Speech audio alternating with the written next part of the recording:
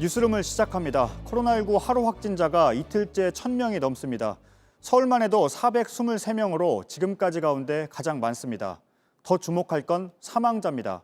상황이 심각하던 지난 3월에도 하루 사망자는 10명이 안 됐습니다. 그런데 그제부터 두 자릿수가 되더니 오늘은 22명으로 어제의 2배 가까이 됩니다.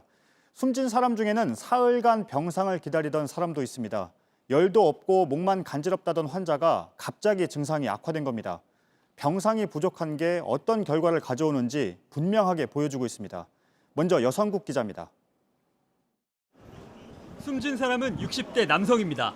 종로구 파고다타운 관련 확진자입니다. 서울 동대문구에서 부인과 함께 살고 있었습니다. 부인이 먼저 확진됐습니다. 병원에서 입원 치료를 받고 있습니다. 그 사이 이 남성은 지난 13일 새벽 확진 판정을 받았습니다. 혼자 집에서 병상을 기다리고 있었습니다.